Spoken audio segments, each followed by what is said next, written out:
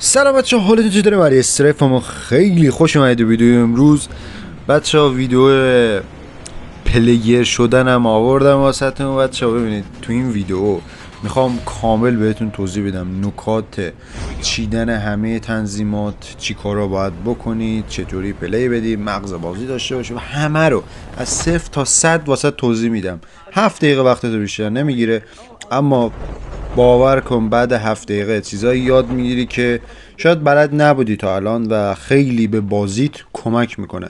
پس لایک و ساب یادت نره و کامنت هم بذار حتما، ستونم که ساب و لایکت نپره. خب آقا ببینید، من از قبل 2 تا ویدیو واسهتون، 3 تا تقریبا ویدیو واسهتون آپلود کردم. یک تنظیمات بیسیک، 2 تنظیمات سنسیویتی بود که سنسیویتی رو 2 تا گذاشتم، یه دونه مکمل اون یکی گذاشتم. جفتش هم ببینید، تنظیمات بیسیک هم تو پیجم هست، اونم برید ببینید تا بازیتون روونتر بشه، کمتر میس بدید و خیلی بهتر پلی بدید. بچه‌ها ببینید، ما 3 تا اصول پایه داریم، یعنی 3 تا چیز اصلیه که تو تنظیمات باید ما اول درستش کنیم. اولی و مهمترینش بچه‌ها هادمونه. اولین چیزی که شما باید بچینید هادتونه. ببینید من آموزش هاد نذاشتم، چون هاد بستگی به اون قدرت ذهنتون داره. یعنی چی؟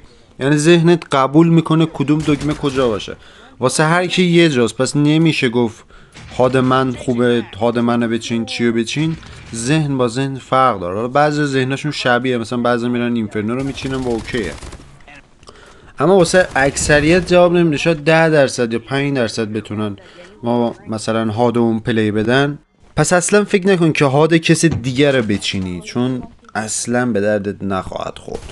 پس هاد خودته بچه‌ها. یا هاد بچین که بتونی قشنگ باهاش ریاکشن نشون میده تو بازی.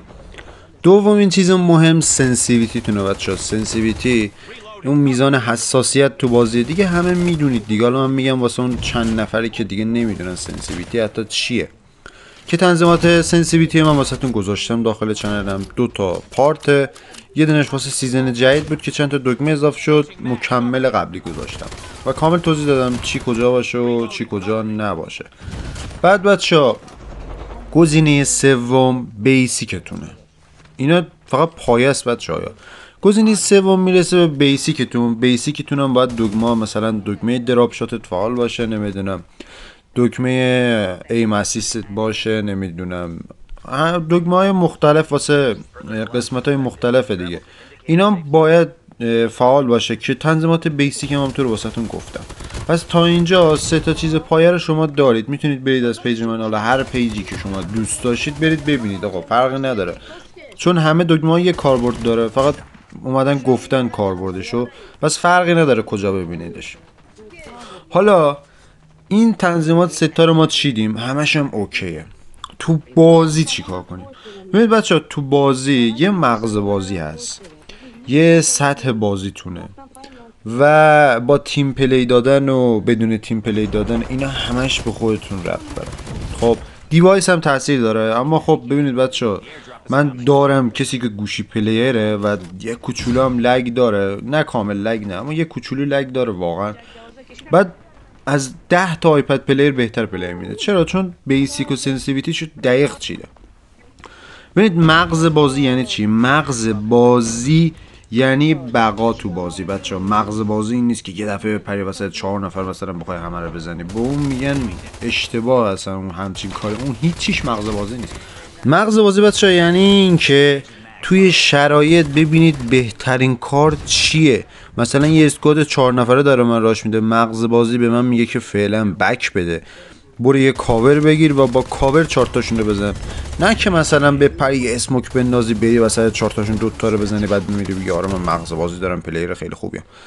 ببین مغز بازی یعنی بقا تو بازی، یعنی زنده موندن تو بازی، یعنی نمردن. یعنی دیگه بعضی جواب واقعا نمیشه، اما خب تو مغز بازی بهتون توضیح بدم بفهمید. یعنی زنده موندن تو بازی، یعنی الکی راش ندادن، یعنی بچه‌ها موقعیت سنجی کردن. پس مغز بازی به کله خر بازی نیست، این دوتا کاملا با هم فرق داره.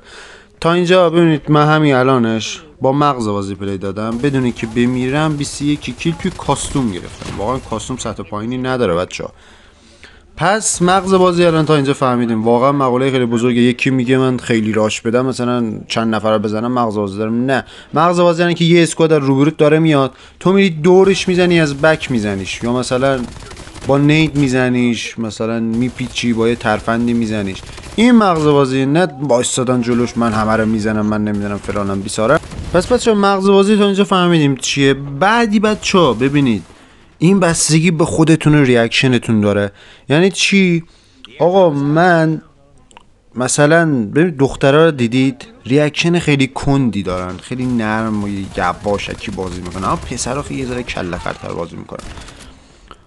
این مقوله دومشه. یکم سفت بازی کردن. اینجا منو زدن، به نازم قشنگ زد، مرسی. این بنده خدا رو زیاد زدم. ببینید دخترها یکم دیدید سوسولوار بازی میکنن، اما پسرها خیلی جدی‌تر، ریاکشناشون سریع‌تره. اون ریاکشن خودتون تو بازیه چطوری مثلا با صفحه گوشی کار کنید. سعی کنید ریاکشنتون رو یکم سریع‌تر کنید تا بتونید بهتر نمیار بزنید. پسرها واقعا اینطوری هن. اما کسایی که یکم ضعیفن این ترفند خوبیه واسه این که بتونید بهتر بازی کنید واقعا. پس بعدی ریاکشن خودتون تو بازیه. سنسیویتیت اوکی باشه، مغز بازی داشته باشه، بیسیکت اوکی باشه، هادت اوکی باشه و ریاکشن خوبی داشته باشی، تو بهترین پلیر میشی. واقعا همه اینا کنار هم تو رو بهترین پلیر میکنه. اینم سطح اینترنت منه که دارید میبینید به طور کامل قطع شده متاسفانه، و اینجا با 25 کیل من کلن از مچ پرت کرد بیرون. پس بچه اینها اصول پلیریه. حالا دیوایس و پینگ و اینا هم هستش که این دیوایس و پینگ تقریبا مشکل همگیه، یعنی کل ایران بچه های ایرانی من یه همچین مشکلاتی دارن که یه گوشه معمولی بدون لگم اوکیه. خیلی عشقی تا اینجا بدارید، لایک و ساب یادتون نره. فعلا بابای.